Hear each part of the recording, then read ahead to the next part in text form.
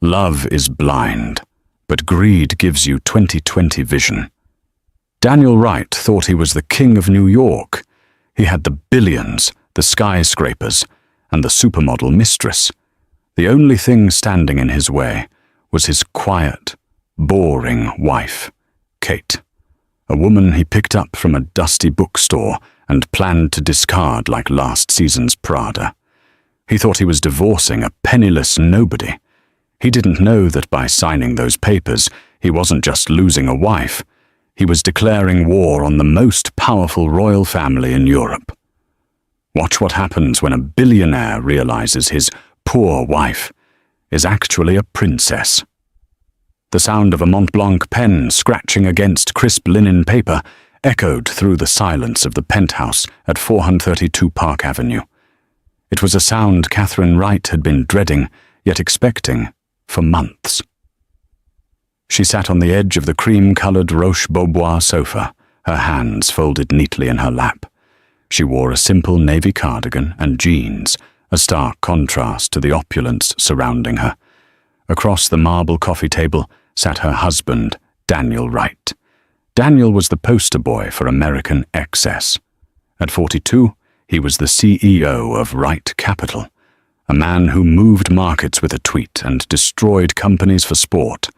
He was handsome in a predatory way, sharp jawline, bespoke Tom Ford suit, and eyes that always seemed to be calculating the value of whoever he was looking at. Today, looking at his wife of 5 years, he evidently calculated her value as 0. "It's generous, Kate," Daniel said, sliding the document toward her. He didn't look her in the eye. He was busy checking his reflection in the floor-to-ceiling window that overlooked Central Park. $2 million, the apartment in Jersey. You keep the Honda. It's more than you had when I found you. "Found me," Catherine repeated softly. Her voice was calm, almost melodic, showing none of the devastation that should have been there.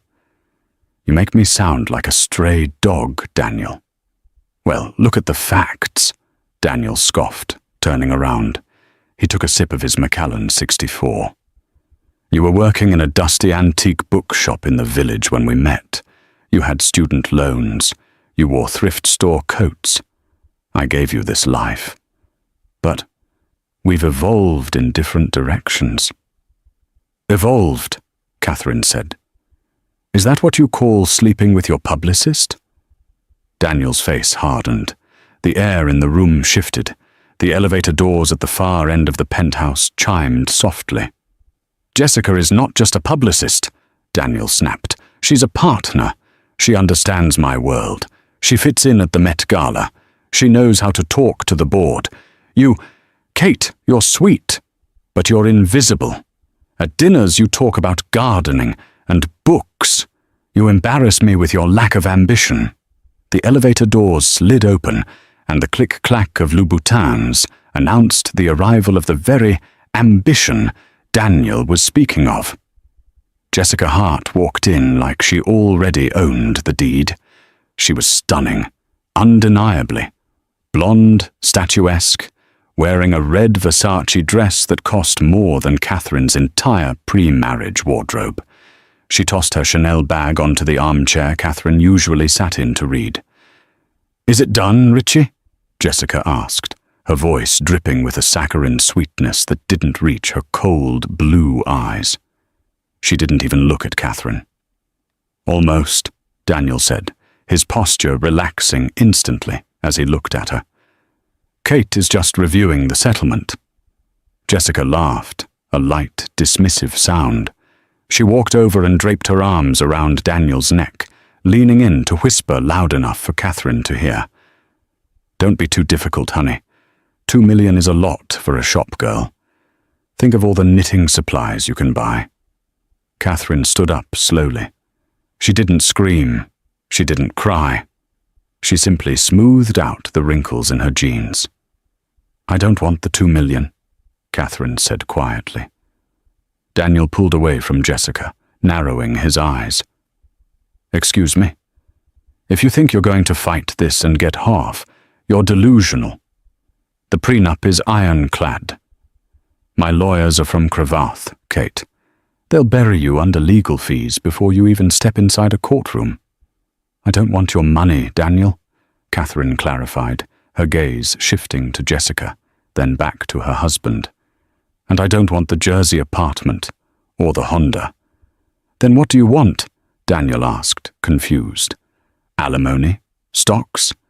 I want a clean break, Catherine said.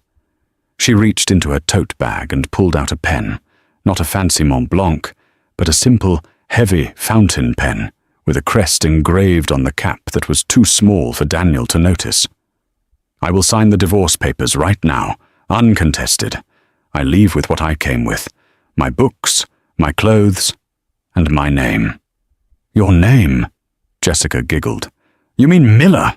Wow, hold on to that legacy, sweetie. Catherine ignored her. She leaned over and signed the papers with a fluid, practiced hand. Catherine Wright. But, Catherine added, straightening up, I have one condition. Daniel raised an eyebrow, checking the signature to make sure it was valid. Go on. The charity ball next week at the Pierre Hotel, Catherine said. The Global Humanitarian Gala. You're the keynote speaker. You insisted I attend with you months ago to keep up appearances. I want to attend. One last public appearance as Mrs. Wright before the announcement goes out on Monday. To save face. Daniel laughed, relief washing over him. He had expected a fight for his Hamptons estate. That's it? You want one last night of playing dress-up? Fine. Jess wasn't going to be ready to debut until next month anyway. Perfect, Catherine said. She picked up her tote bag. I'll have my things moved out by tonight. Where will you go? Daniel asked, a momentary flicker of pity crossing his face. The YMCA. Catherine walked to the elevator. She pressed the button and turned back, offering them a smile that was chillingly serene. Oh, don't worry about me, Daniel, she said. I'm going home. As the doors closed, Daniel turned to Jessica and grinned. That was easier than I thought. I told you she had no backbone. Jessica kissed him, smearing red lipstick on his collar. She knows her place, Richie. Some people are born to rule, and some are born to serve. She's just background noise. They toasted with champagne, celebrating their victory. They had no idea that the background noise was about to bring the whole symphony crashing down on their heads. The transition from the penthouse to the street was jarring, but for Catherine it was liberating. She hailed a yellow cab, not a black car. Where to, lady? The driver asked. The Carlisle Hotel, Catherine replied. The driver raised an eyebrow in the rearview mirror. She didn't look like the typical Carlisle guest, but he drove on. When they arrived at the legendary Upper East Side Hotel, Catherine didn't go to the front desk. She went straight to the elevators, inserting a black keycard that bypassed the lobby entirely, taking her to the royal suite on the 30th floor. The doors opened into a space that made Daniel's penthouse look like an IKEA showroom. It was decorated in gold leaf and Louis XVI furniture. Standing by the window, holding a secure satellite phone, was an elderly man in an impeccable butler's suit. Your Highness, the man said, bowing deeply as she entered. Welcome back. Catherine let out a long breath, her shoulders finally dropping. Hello, Alfred. It's good to be back. Please tell me you have tea. Earl Grey. The real kind. Imported this morning from the palace, ma'am, Alfred said, pouring a steaming cup from a silver service. I trust the meeting with Mr. Wright went as expected. He was predictable, Catherine said, taking the tea. She walked over to a velvet armchair and sat down, crossing her legs with a grace she had carefully suppressed for 5 years. He offered me money to go away. He thinks I'm destitute. The arrogance of the nouveau riche, Alfred muttered with disdain. If only he knew that your family's art collection alone is worth more than his entire company. He will know soon enough, Catherine said, her eyes flashing. Did you arrange everything for the gala? Yes, ma'am. The Grand Duke, your father, was displeased to hear of the divorce, but he is flying in, along with your brother, Crown Prince Alexander. They will be attending the gala as surprise guests of the French ambassador. Catherine smiled. It was a wicked smile. And the dress?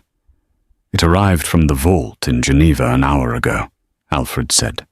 He gestured to a large velvet-covered mannequin in the corner of the room. He pulled the cover off. Underneath was a gown that would stop traffic. It wasn't just a dress, it was a statement. Deep emerald silk, custom-made by Dior. But the centerpiece wasn't the fabric. It was the sash, the royal sash of the House of Bourbon-Parma, pinned with the star of the Grand Cross. And next to it, resting on a velvet pillow, was the tiara, the fleur-de-lis diamond tiara that hadn't been seen in public since her grandmother wore it to the coronation of Queen Elizabeth II. Perfect, Catherine whispered. May I ask, ma'am, Alfred said gently, why did you stay with him so long? You could have ended this charade years ago when he first started showing his true colors. Catherine looked out the window at the Manhattan skyline. Because I wanted to be sure, Alfred. I wanted to see if a man could love me. Catherine Miller, the girl with the books. Not Princess Catalina, the heiress to a throne and a banking empire. I wanted to believe in the fairy tale of normal life. She took a sip of tea, her expression hardening. But Daniel proved that for men like him, normal is just code for disposable. He fell in love with a fantasy of a savior complex. He wanted a poor girl he could rescue, control, and then upgrade when he got bored. He broke the only rule my father gave me when I left the palace. Never let a commoner make you feel common. He will regret it, Your Highness, Alfred said. He won't just regret it, Catherine said, standing up and running her fingers over the cold diamonds of the tiara. He's going to learn a lesson in hierarchy. Daniel thinks he's a shark because he swims in a pond. He's about to find out what happens when you swim in the ocean with the whales. Meanwhile, at Wright Capital HQ, Daniel was in a high-stakes board meeting. The company was trying to secure a massive contract with the European Union for renewable energy grids, a deal worth $40 billion. It would make Wright Capital the most powerful energy firm in the world. We're hitting a wall with the regulatory committee in Brussels, his VP of operations, a nervous man named David, said. The permit requires a royal warrant or approval from the Council of Historic Preservation.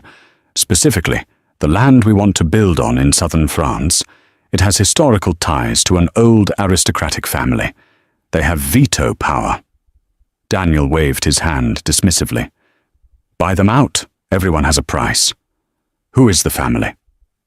It's complex, David said, shuffling papers. The land belongs to the Duchy of Parma and Piacenza, currently held in trust by the collateral branch of the Spanish and Luxembourgish royal families. The head of the trust is very private. We've been trying to get a meeting, but they ghosted us. Keep pushing, Daniel barked.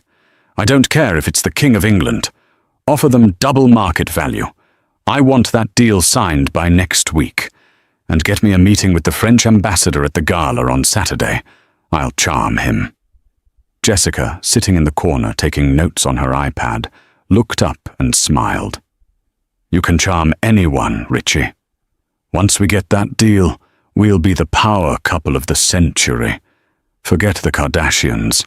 It'll be the Wrights. Daniel leaned back in his chair, feeling invincible. He had shed the dead weight of his boring wife. He was about to close the biggest deal of his life. Nothing can stop us now, he said. He had no clue that the head of the trust he was trying to bribe was currently sitting in the Carlisle Hotel, drinking Earl Grey tea and planning his public execution. The grand ballroom was dripping with crystals and old money. This wasn't a Hollywood red carpet. This was serious wealth. Senators, oil tycoons, ambassadors, and tech moguls filled the room. Daniel Wright stepped out of his Rolls-Royce Phantom, Jessica on his arm. Jessica had gone all out. She wore a sheer, sparkling silver dress that left little to the imagination, designed to grab headlines. As cameras flashed, she posed, soaking it in. Daniel beamed, feeling like the king of the world. "They love us," Jessica whispered, waving to the paparazzi. "Look at them." They entered the ballroom, and Daniel immediately began working the room. He shook hands with the CEO of Goldman Sachs, laughed with the mayor, and kept his eyes peeled for the French ambassador, Henri Delacroix. "There he is," Daniel said, spotting the ambassador near the stage. "Let's go seal the deal." He steered Jessica toward the front. But as they approached, he noticed something odd. The ambassador wasn't looking at the crowd. He, and everyone else in the VIP section, was looking toward the massive double doors at the top of the grand staircase. A hush fell over the room. The music, a live string quartet, abruptly stopped, then transitioned into a formal, regal fanfare. "What's going on?" Jessica asked, annoyed that the attention had shifted away from her dress. "Is it a surprise performance? Beyoncé?" "I don't know," Daniel muttered. The master of ceremonies stepped to the microphone. His voice boomed, but it trembled slightly with reverence. "Ladies and gentlemen, please rise." Daniel frowned. "Rise? For who?" The president wasn't scheduled to be here. "Please welcome," the MC continued, "His Royal Highness, Grand Duke Henri of the House of Bourbon-Parma, His Royal Highness, Crown Prince Alexander, and..." The doors swung open. "Her Royal Highness, Princess Catalina." 3 figures stepped onto the balcony overlooking the ballroom. On the left, a tall, imposing man with grey hair and a chest full of military medals. On the right, a handsome younger man in a tuxedo with a red sash. And in the center was Kate. But it wasn't the Kate Daniel knew. This woman stood 3 inches taller in heels that cost a fortune. She wore the emerald gown, the sash of the royal house, draped across her chest, and on her head, glittering under the chandeliers like a halo of ice, was the massive diamond tiara. Daniel's glass of champagne slipped from his fingers and shattered on the floor. "That's..." Jessica gasped, her eyes bulging. "That's your wife." "No," Daniel whispered, his brain misfiring. "That's Kate. She buys her clothes at Target. This is a joke. It's a prank." The room erupted into a different kind of murmur, the sound of respect and awe. The entire room, including the billionaires Daniel idolized, bowed their heads or curtsied as the trio began to descend the staircase. As Kate, Princess Catalina, walked down the stairs, she didn't look at the floor. She looked straight ahead, radiating a power that Daniel had never seen.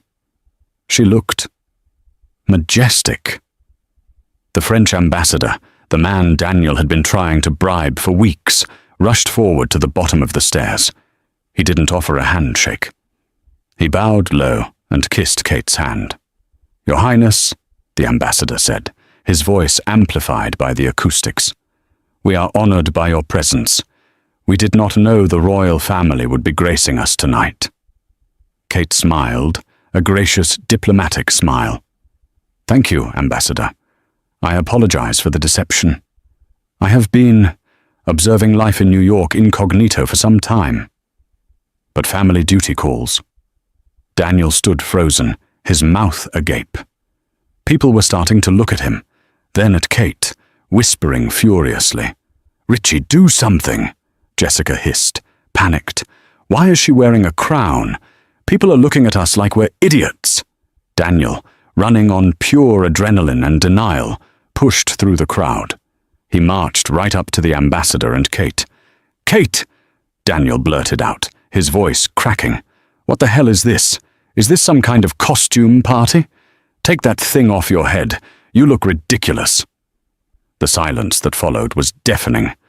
The ambassador looked at Daniel with pure horror. The Grand Duke, Kate's father, stepped forward, his eyes like steel. "I beg your pardon," the Grand Duke rumbled. "Who is this man who dares to speak to my daughter in such a manner?" Daniel pointed a shaking finger at Kate. "Daughter? I'm her husband. She's Catherine Wright. She's a nobody from the village." Kate turned her head slowly to look at Daniel. Up close, the transformation was even more terrifying. Her eyes weren't the soft, pleading eyes of his wife. They were the eyes of a ruler looking at a peasant. "Daniel," she said coolly, "you seem confused. Let me introduce you properly." She gestured to the older man. "This is my father, Grand Duke Henri, and this is my brother, Prince Alexander." She took a step closer to Daniel, her voice dropping so only he, Jessica, and the immediate circle could hear. "And I am not Catherine Wright. My name is Princess Catalina Marie-Therese of the House of Bourbon-Parma. And as of this morning, when you signed those papers, I am happily divorced." She turned to the ambassador. "Henri, is this the man representing Wright Capital? The one seeking the permits for the land in Provence?" "Yes, Your Highness," the ambassador said nervously. "I see," Kate said. She looked at Daniel, a small, cruel smile playing on her lips. "Well, as the head of the Heritage Trust that owns that land, I'm afraid the answer is no. We don't do business with people who lack integrity." Daniel felt the blood drain from his face. The $40 billion deal, gone, in a sentence. "Kate, wait," Daniel stammered, reaching for her arm. Before he could touch her, two massive security guards in suits materialized, blocking his path. "Do not touch Her Royal Highness," one of them growled. Jessica, realizing the ship was sinking, tried to pivot. "Oh my God, Kate! I always knew there was something special about you. I told Daniel, didn't I?" Kate looked at Jessica. She looked at the cheap, flashy silver dress. Then she looked at her own emerald silk. "Ms. Hart," Kate said, "I believe you have my husband. You can keep him. I have a kingdom to run." She turned her back on them and walked into the crowd, the sea of people parting for her like the Red Sea. Daniel was left standing in the middle of the ballroom, surrounded by shattered glass and the ruins of his life, as the whispers of New York's elite turned into laughter. If the gala was the crash, the following Monday was the burning wreckage.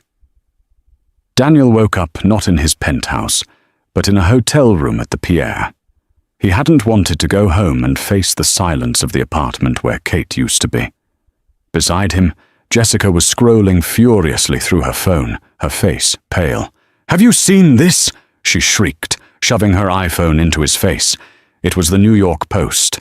The headline was brutal, printed in bold black letters. "The Princess and the Prick." Below it was a split photo. One side showed Kate in her emerald gown and tiara looking like a queen. The other showed Daniel red-faced and sweating, pointing a finger at her, with Jessica looking terrified in the background. "They're calling me the court jester," Jessica screamed, throwing the phone on the duvet. "My Instagram comments are a war zone. I've lost 10,000 followers since midnight. Daniel, fix this." Daniel rubbed his temples. His head was pounding. "Calm down, Jess. It's just a tabloid. It'll blow over in 48 hours. The news cycle moves fast." He was wrong. When Daniel arrived at Wright Capital an hour later, the atmosphere was funereal. Usually, the lobby buzzed with energy. Today, employees huddled in corners, whispering. When they saw him, they went silent and looked at the floor. He stormed into his office. David, get in here. David, his VP, hurried in, looking like he hadn't slept. He was holding a stack of papers. Tell me the EU deal is still salvageable, Daniel demanded, pouring himself a coffee. I'll fly to Brussels. I'll apologize to the ambassador personally. It's not just the deal, Daniel, David said, his voice shaking. It's the stock. What about the stock? Look at the ticker. Daniel turned on the Bloomberg terminal on his desk. He gasped. STRL, Right Capital, was down 38% in pre-market trading. The line on the graph looked like a cliff dive. Why? Daniel roared. Because of a gossip column? Because of the fraud allegations, David said quietly. Daniel froze. What fraud? When you filed the disclosure forms for the EU energy project, you listed the land acquisition in Provence as secured pending signature. You leveraged company assets based on that land being ours. Now that the Princess, your ex-wife, has publicly stated that the Heritage Trust will never sell to us, the SEC is investigating us for misleading investors. They think you lied about having the deal locked down to pump the stock price. Daniel slumped into his leather chair. She did this, he muttered. She planned this. There's more, David continued, wincing. Since the news broke that Catherine is royalty, the press has been digging into your divorce filing. You offered her $2 million. The public perception is catastrophic. Clients are pulling out. The Teachers' Pension Fund of Ohio just liquidated their entire position in Right Capital. That was a $500 million account, Daniel. Gone. Daniel felt like the walls were closing in. He grabbed his phone and dialed the one number he had ignored for 5 years. Kate. It went straight to voicemail. But it wasn't the old voicemail greeting where she sounded shy and sweet. It was a generic, automated voice. The number you have reached is no longer in service. He slammed the phone down. Get my jet ready, Daniel barked. I'm going to Europe. I need to find her. If I can get a photo of us making peace, the markets will stabilize. She's still Kate. She's soft. I can talk her into it. David looked at him with pity. Daniel, she's not in Europe. The flight logs show the royal delegation flew to the Cayman Islands this morning. The Caymans? Why? That's where the headquarters of the Royal Holding Company is, David said. And Daniel, that's where our company's debt is serviced. A cold chill ran down Daniel's spine. He didn't understand the full picture yet. But he knew one thing. The mouse he had kicked out of his house was currently dismantling his life, brick by brick. 3 weeks later. Daniel Wright was a man who prided himself on never begging. But as he stood outside the heavy iron gates of a sprawling estate in the hills of Sintra, Portugal, where the royal family was vacationing, he was ready to beg. He looked unkempt. The stress of the last month had aged him 5 years. The SEC investigation was heating up. The board was threatening to vote him out. And Jessica, well, Jessica had become a nightmare. It's hot, Daniel, Jessica whined from the rented Mercedes behind him. And my heels are sinking into the dirt. Can't we just call her? Shut up, Jessica, Daniel snapped. It was the first time he had truly yelled at her. She recoiled, shocked. Daniel pressed the intercom button on the gate again. Daniel Wright, here to see Her Highness, Princess Catalina. It is urgent. A static crackle. Then a voice Daniel recognized. It was Alfred, the butler. The princess is in the middle of a cello lesson, Mr. Wright. She is not to be disturbed. Alfred, please, Daniel said, his voice cracking. I know you can hear me. I flew across the ocean. I just need 5 minutes. I need to apologize. Silence. Then the gate buzzed and slowly creaked open. 5 minutes, Alfred's voice warned. Do not make me release the hounds. And I am not speaking metaphorically. Daniel got back in the car and drove up the long, winding driveway lined with cypress trees. The estate was breathtaking. A 19th century palace painted in pastel yellow and pink, overlooking the Atlantic Ocean. It was a world of old money, a level of wealth that whispered rather than screamed. He found Kate in the garden, sitting under a pergola covered in wisteria. She was wearing a white linen sundress and sandals. She looked younger, freer. She was playing a cello, the deep, mournful notes filling the air. She didn't stop playing when he approached. She finished the piece, letting the final note vibrate into silence. "You never told me you played the cello," Daniel said softly, standing 10 feet away. Kate looked up. Her face was impassive. "You never asked. You usually turned up the TV if I tried to practice. You said classical music was depressing." "I was an idiot," Daniel said. He took a step forward. "Kate, I didn't know." "You didn't know I was a princess?" Kate asked, setting the bow down. "Would it have mattered, Daniel? Would you have loved me more if you knew I had a title? Or would you have just loved the access I could give you?" "I loved you," Daniel lied. He tried to summon the charm that had won over investors for decades. "I was lost, Kate. The stress of the business. Jessica, it was a mistake, a midlife crisis. I want you back, not for the title, for us." Kate laughed. It was a dry, hollow sound. "You want me back because Right Capital stock is trading at $1,200 a share. You want me back because the SEC is auditing your books. You want me back because you need the Royal Heritage Trust to sign off on the Provence deal." Daniel froze. She knew everything. "I can change," Daniel pleaded. "I'll sign a new prenup. I'll give you half the company. I'll dump Jessica right now. She's in the car. I'll tell her to walk back to the airport."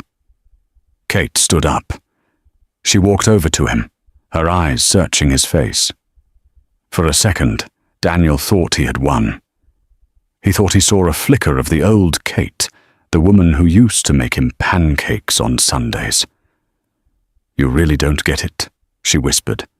"I don't want half your company, Daniel." She signaled to Alfred, who was standing in the shadows holding a silver tray with a document on it. "I already have it." The silence in the garden was heavy, broken only by the distant, rhythmic crashing of the Atlantic waves against the cliffs of Sintra. The air smelled of salt and blooming wisteria, a stark contrast to the sterile, air-conditioned boardrooms Daniel Wright was used to. He stared at his ex-wife.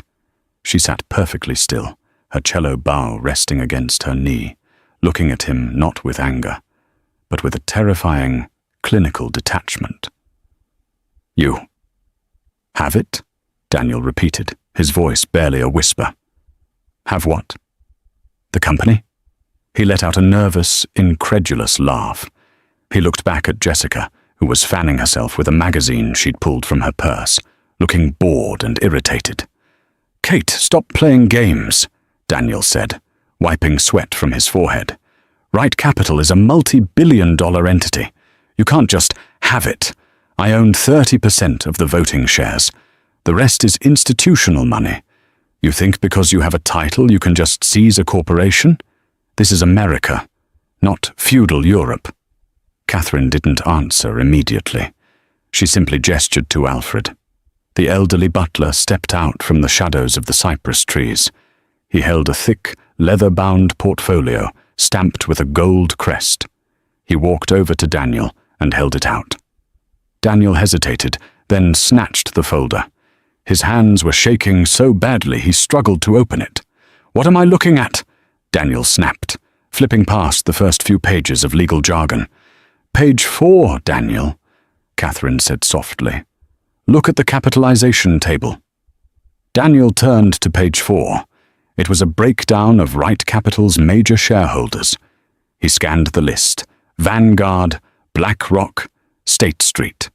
And then, at the very top, eclipsing them all with a massive 51% stake, categorized under Preferred Class A voting stock and convertible debt obligations. The holder of that stake was listed as Argos Holdings International. Daniel let out a breath of relief. Argos? Kate, you scared me for a second. Argos is my biggest backer. They're a private equity firm out of Zurich. I closed them myself 3 years ago. They love me. They've been buying up our debt to help us expand. You really didn't read the fine print of that deal, did you? Catherine asked, reaching for her glass of iced tea. You were so desperate for the liquidity to buy that skyscraper in Chicago that you didn't ask who was behind Argos. It's a blind trust, Daniel said defensively. That's standard for high net worth funds. Turn the page to the beneficial owner declaration, Catherine commanded. Her voice had a new edge to it, sharp, commanding, the voice of a woman who was done being polite. Daniel flipped the page. Name of beneficial owner, Her Royal Highness, Princess Catalina Marie-Thérèse of Bourbon-Parma. Signature authority, sole proprietor. The world seemed to tilt on its axis. Daniel stared at the signature. It was Kate's handwriting, the same loop on the C that he had seen on grocery lists and birthday cards for 5 years. No, Daniel stammered, his brain misfiring. This is a forgery. You own Argos. My family has been in banking since the 17th century, Daniel, Catherine said, standing up and smoothing out her linen dress. When we met, you were struggling. Do you remember 2019? The liquidity crisis? You were weeks away from bankruptcy. You came home crying one night, saying you were going to lose everything. Daniel went pale. He remembered that night. He had sat on the floor of their kitchen, sobbing into her lap while she stroked his hair. I believed in you, Catherine continued, her eyes locking onto his. I thought you were a visionary who just needed a break. So I called my family's trustees in Zurich. I set up Argos Holdings specifically to funnel capital into your company without you knowing it was me. I didn't want to bruise your ego. I wanted you to feel like you did it on your own.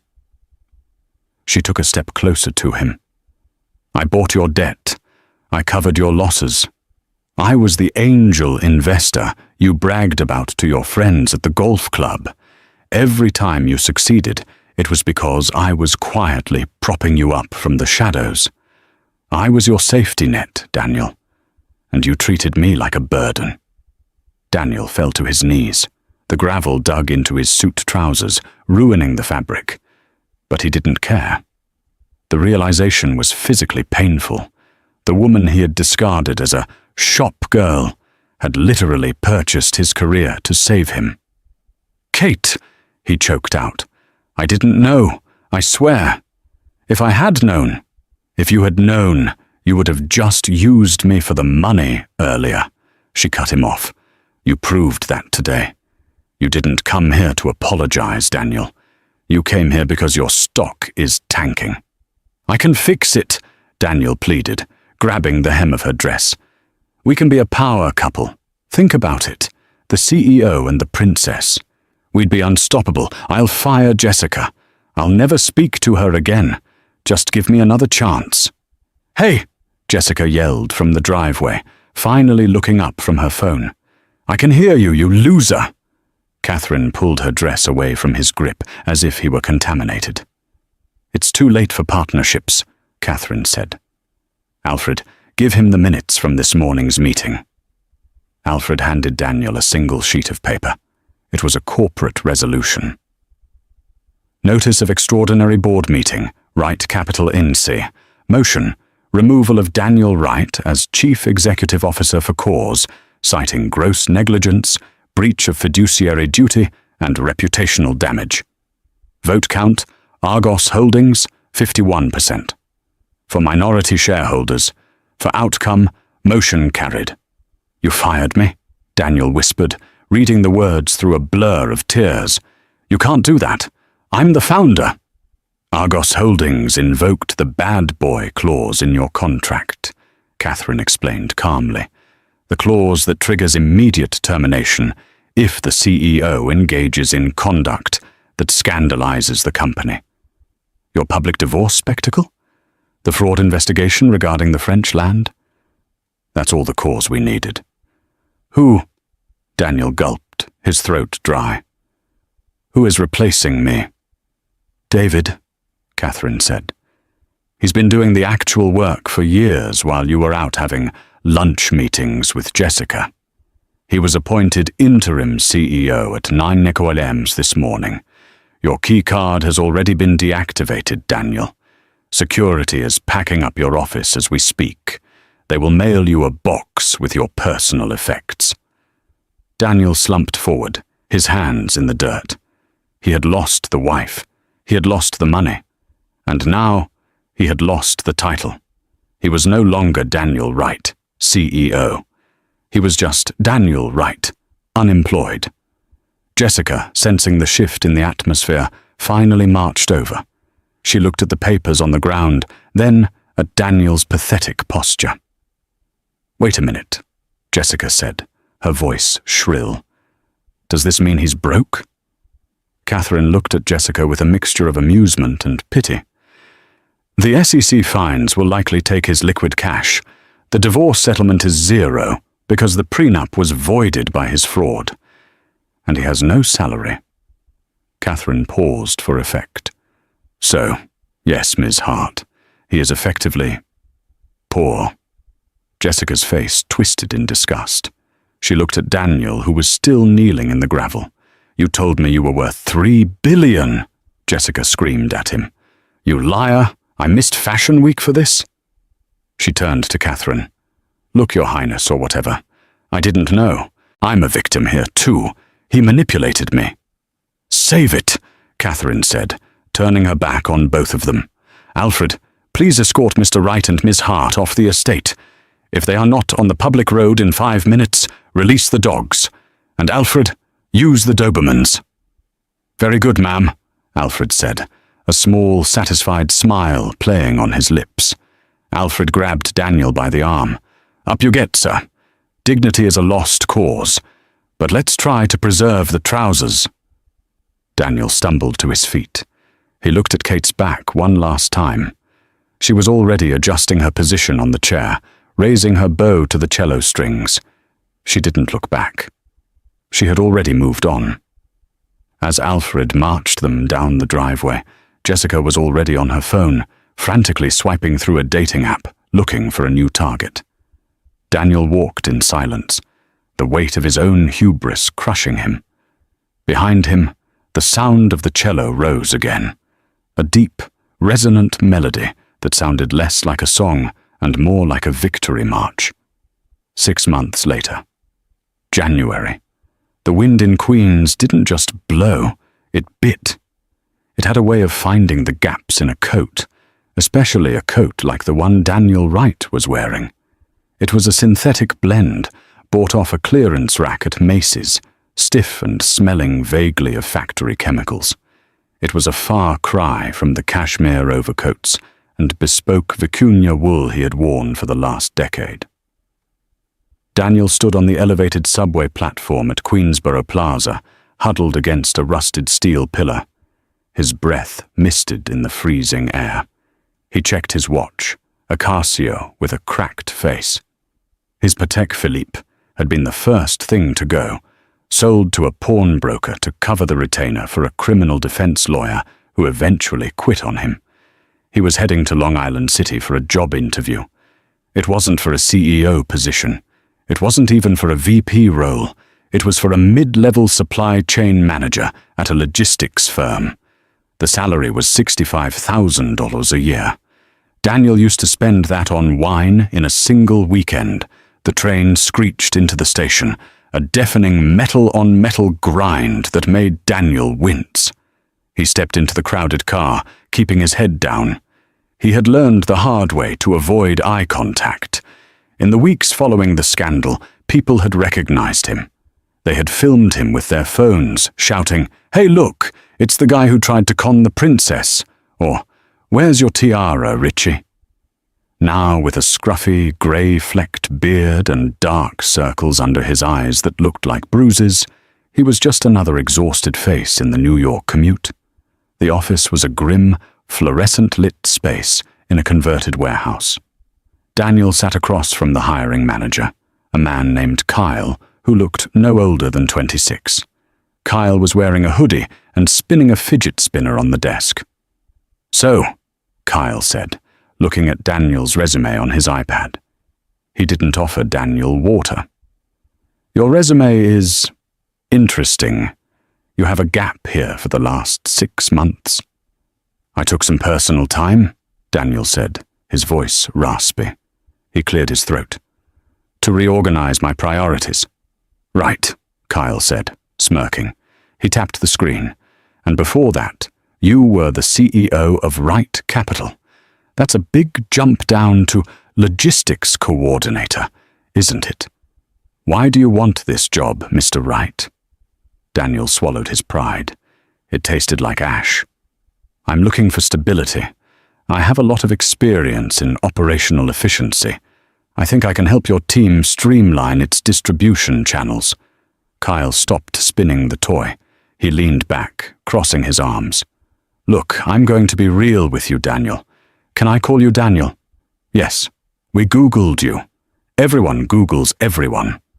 Kyle turned the iPad around. On the screen was a collage of headlines from the New York Post, Business Insider, and the Daily Mail. The billionaire who lost it all. Wright fraud, how one man lied to a princess. SEC bans Daniel Wright from trading for 10 years. "You're radioactive, man," Kyle said, not unkindly, but with a brutal, casual honesty. "My boss would kill me if I hired you. Clients would see your name on an email and run. We handle shipping for some sensitive accounts. We can't have drama attached to our brand." "I was never charged with criminal fraud," Daniel argued weakly. "It was a civil settlement. I admitted to record-keeping errors." "That's it." "It doesn't matter," Kyle said, standing up. "Perception is reality. You taught us that in your TED talk back in 2018. Remember? I watched it in college." The irony hit Daniel like a physical blow, his own philosophy weaponized against him. "Thanks for coming in," Kyle said, already looking at the door. "Good luck out there." Daniel walked out of the warehouse, his legs feeling heavy as lead. That was the 7th rejection this month. He had no money left. The SEC fines had wiped out his liquid savings. The forensic accountants hired by the Royal Trust had found every offshore account, every hidden shell company, and drained them to repay the investors he had misled. He had nothing. No Hampton's house, no penthouse, no driver. And Jessica? That was the quickest exit of all. The day the news broke that he was insolvent, she had packed her bags. She didn't even leave a note. He saw her 3 weeks later on Instagram, tagged in a photo on a yacht in Dubai, hanging off the arm of a Saudi oil heir. She looked happy. She looked expensive. She hadn't looked back. Daniel walked aimlessly for blocks, the cold numbing his fingers. He needed coffee. He found a small, greasy spoon deli on the corner of a busy intersection. The windows were steamed up, shielding the inside from the grey street. He walked in, the bell jingling above the door. The smell of frying bacon and old coffee was overwhelming. He counted the crumpled bills in his pocket. $4.50. Enough for a coffee and maybe a bagel. "Regular coffee, black," Daniel muttered to the man behind the counter. $3, the man grunted. Daniel paid and moved to the side, wrapping his frozen hands around the paper cup for warmth. He leaned against the window counter, staring out at the slush on the sidewalk. "Turn it up, Joey," a customer at one of the tables shouted. "It's starting." All right, the counterman said, grabbing a remote and pointing it at the television mounted in the corner. Daniel glanced up instinctively. The screen was filled with gold. It was live footage from Vienna, the Schönbrunn Palace. The headline on the bottom of the screen read, "Royal Wedding, Princess Catalina, weds Duke of Södermanland." Daniel froze. The coffee cup trembled in his hand, splashing hot liquid onto his wrist. But he didn't feel the burn. The camera panned over a sea of guests, kings, queens, presidents, celebrities. And there, standing at the altar of the palace chapel, was Kate. She was breathtaking. She wasn't wearing the simple cardigan she used to wear when she read on their sofa. She was wearing a gown of ivory lace with a train that seemed to go on for miles. The diamond tiara, the one that had started this entire nightmare, glittered on her head. But it was her face that captivated Daniel. She was smiling, a genuine, radiant smile that reached her eyes. She looked powerful. She looked at peace. Standing next to her was the groom, Duke Lars of Sweden. He was tall, with kind eyes and a strong jaw. He wasn't a shark like Daniel. He was a philanthropist, a man known for his work in ocean conservation. He held Kate's hand like it was something precious, not something he owned. The news anchor's voice cut through the noise of the deli. It is a fairy tale ending for Princess Catalina, also known to many as the business queen of Europe. Since taking over the helm of her family's private equity firm, Argos Holdings, the company's value has tripled. Interestingly, one of her most successful assets, Right Capital, just reported record profits under its new management. The camera cut to a shot of the crowd applauding. In the front row, Daniel saw David, his old VP, the man who had replaced him. David looked happy, clapping enthusiastically. Even he had been invited. The princess has stated that she plans to use her platform to advocate for financial literacy for women. The anchor continued. A cause she says is personal to her, having overcome what she calls a difficult and controlling past relationship. The deli fell silent as the couple on the screen shared their first kiss. It was tender and respectful. "Now that's a classy lady," the guy at the table said, biting into his sandwich. "Lucky guy, that Duke. Imagine letting a woman like that go." Daniel felt a lump form in his throat, so large he couldn't breathe. He remembered the last anniversary he had shared with Kate. He had bought her a vacuum cleaner. He remembered telling her she was boring because she wanted to stay in and play Scrabble instead of going to a club. He remembered the look in her eyes when he told her he was leaving her. Not anger, but a profound, quiet disappointment. He realized now that she hadn't been boring. She had been content. She hadn't been weak. She had been restraining her power to let him shine. She had dimmed her own light so he wouldn't feel overshadowed, and he had hated her for it. He had chased the illusion of value, the flash of Jessica, the spike of a stock price. And in doing so, he had thrown away the only thing in his life that was truly rare. "Hey, buddy," the counterman shouted. "You gonna buy something else? This ain't a library. You can't just stand there watching TV." Daniel snapped out of his trance. He looked at the screen one last time. Kate was walking down the aisle, confetti raining down on her. She looked at the camera for a split second, and Daniel felt like she was looking right through the screen, right through the years, and seeing him standing in a deli in Queens with coffee stains on his cheap coat. She didn't look angry. She just looked done. "No," Daniel whispered, his voice breaking. "I'm done." He turned away from the warmth of the deli. He pushed open the door and stepped back out into the brutal New York winter. The wind hit him instantly, stinging his eyes, bringing tears that froze on his cheeks. He zipped up his jacket, buried his hands in his empty pockets, and began the long walk to the subway. He blended into the crowd, a grey figure against a grey sky. Daniel Wright, The man who wanted to be king had finally gotten his wish. He was entirely, perfectly, and tragically alone. The story of Daniel Wright is more than just a tale of a bad divorce. It is a modern tragedy of perception. Daniel believed that value was something you could count, weigh, and trade. He looked at a diamond and saw wealth. He looked at a book and saw boredom.